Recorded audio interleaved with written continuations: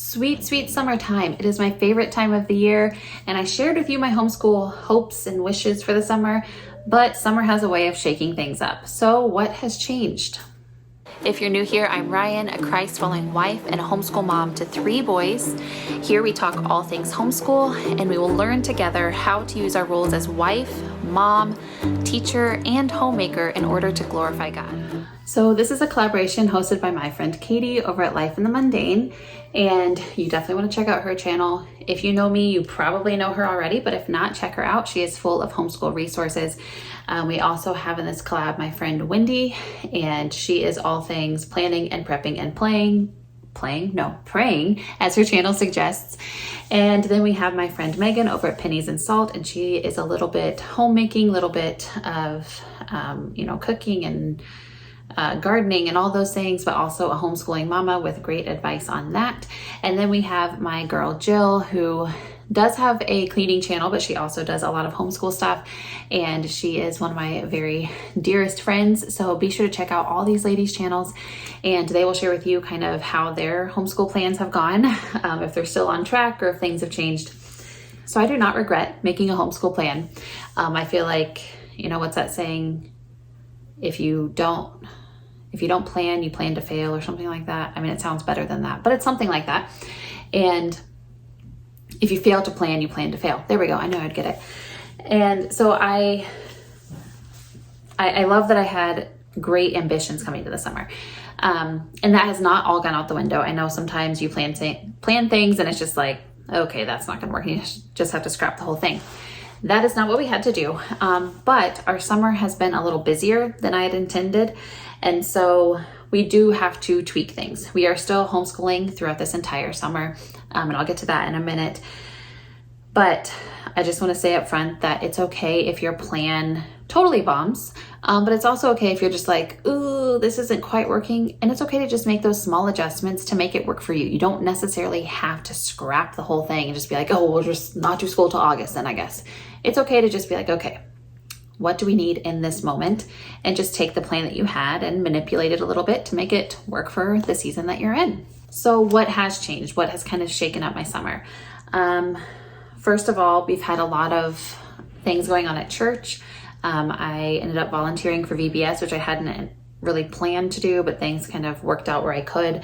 I went to Texas to see my parents. My son has decided that he's going to go to church camp, which will be later this summer. So that will look different then. But also we've had to work with him on how to raise money. We're going to pay for some of it, but I would like him to take some responsibility in paying for some of it too. So he's had to do some side jobs and is making stuff for people and things to pay off some of his camp this year. We've had lots of extra visitors and visits, which is great, but that just takes more time out of our schedule, right? We've had cousins come and stay, or a cousin come and stay for the week. We've had families in and out of town visiting us, and family here and, just using us as kind of like a hotel lodging spot, which is totally cool. We're taking trips to see friends. We're taking trips to see family that, are within state, but still a couple hours away. And my grandma recently moved into a retirement community, and she isn't from this area. And so we are making sure to visit her weekly and, just to help her kind of adapt. And, getting the boys to be able to see her is always a blessing. And then we also got our pool passes because I'm like, I don't want to spend this whole summer, busy, but not really doing the summer things. And so we've been going to the pool. So, we've just had a lot going on, and in addition to still doing school. So here's our plan from here on out, adding in all these things that I hadn't really anticipated. We are going to keep our full load. I'm not taking anything off our plate necessarily, but we're changing our schedule. So I had planned every day from 8 a.m. to noon, we're just gonna work our heinies off, and then in the afternoon, do all the other things. Well, that doesn't exactly work now.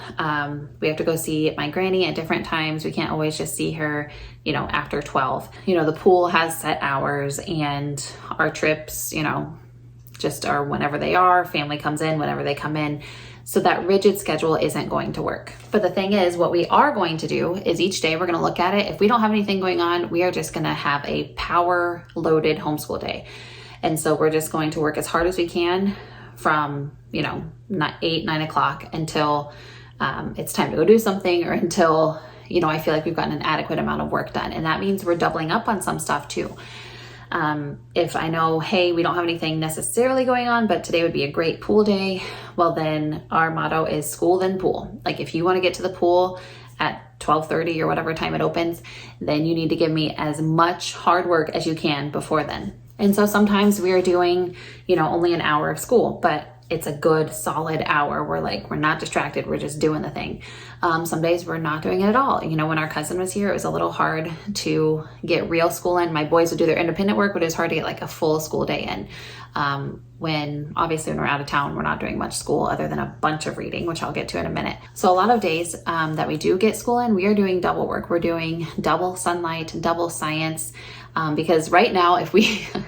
This is embarrassing. If we just do one sunlight week per week, we aren't going to be done until like the end of September because of how things have gone. So when we get the opportunity to do sunlight, we do double or triple sunlight, and that's okay. Like, it's okay to just shift up your schedule a little bit. Now, I told you I was going to drop subjects as they kind of wrapped up, and we're still doing that. So my second son is done with his language arts. Both of my kids are done with their handwriting. My second son is almost done with math. And so as those things finish up, they just get taken off the table. Like, we're not starting anything new until at least August, maybe September.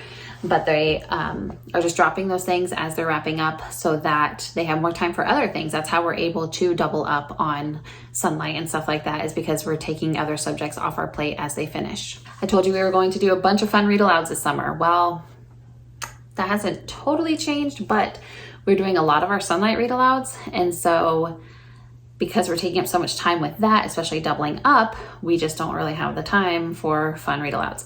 However, we are still working on our audiobooks because we've been in the car so much. We are still working through the Green Ember series. And I plan to get back to some of the Little House on the Prairie series. We're like probably 2/3 the way through that series. We just kind of jump around between series, but we are still doing read-alouds, just not the way that I anticipated. And I said that we were going to try some typing this year over the summer. I don't see that happening, if we're just going to be honest, because I would mostly want it for my oldest son, and his schedule is just going to be real full all summer long. So I don't know. I might work it into next school year. I might just have to wait till next summer. I don't know. We'll see. But I just don't see it happening this summer if we're being realistic. Now, here are some great things that have changed. My kids have been doing so much reading. Part of that is because we spend a lot of time in the car. So if we're not listening to an audiobook, then they are reading their actual books. Plus, we have a summer reading challenge at our library. I know a lot of local libraries do that. And so they win little coupon booklets for free ice creams and all this different stuff around town. Plus, they've won a free book. Plus, they get to win tickets to put into a raffle for these prize baskets that are really cool. And so they're just like devouring books, like just one more ticket in the drawing, And my oldest son has nothing to do with that, but he has found a series that he is obsessed with. And so anytime that he's not doing school or playing outside, he's just like obsessed with reading. He is reading at a lightning pace, and it is like almost a little intimidating. I'm like, you read all that and comprehended it? And he's like, yeah, blah, blah, blah. And he'll tell me what it's all about. So I'm like, okay, I think you can read faster than I can. So that is obviously still learning, and we're just embracing that. Also, we are getting in a ton of PE. So we swim a couple times a week. And so that is getting in a bunch of PE.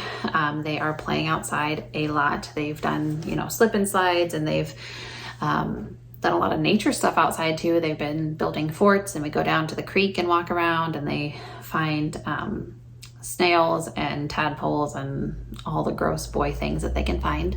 And so we've done a ton of nature study this summer. We've had a lot of life skills. And so my son has helped my grandma move, and we've helped her pack and all this different stuff. We have done a lot of, what does it look like to help someone adjust? What does it look like to show hospitality to people who are coming into our home? And all of that, I mean, that's real life stuff, right? That's stuff that they're going to be doing their whole lives. And so I love, teaching these skills to my kids. Some of them I'm learning for the first time myself. Hospitality is something relatively new to me. And it's not because my parents didn't show hospitality growing up. I just, was in public school, so I didn't really get to see the nitty gritty of it. And so just sharing that with my kids has been amazing. And then finally, like I said, my oldest son is working off some of his camp money, earning money to pay off his camp, I should say. And so he's been doing a lot of little just extra jobs, like washing people's cars and helping my grandma move, like I said. And he's baking some stuff for my sister. So he's just like getting a lot of hands-on experience and things, and, you know, a little bit of entrepreneurship. And so that's been super cool too. So just keep in mind, if your summer is not going as planned, adapting does not mean failing. It does not mean your plans failed. It just means you've adapted, right? And so just make sure you keep the big picture. Like at the end of summer, what is your goal? Is it most important for you to have gotten a certain ways into your curriculum? Is it most important for you to have wrapped up a specific curriculum? Is it most important for you to have just made good memories, or to have been hospitable, or whatever it is? Just make sure you keep the big goal in mind and just adapt and tweak, and you'll make it. You'll make it. So my next video will be a planner unboxing. I will unbox the planner that I think I've used for 3 or 4 years now. It just came in the mail recently. I'm super excited to use that and show you guys why I love it. And let me know down below, how is your summer going? What big plans do you have? What things have you done already? And I thank you so much for watching, and I'll talk to you next time. Bye.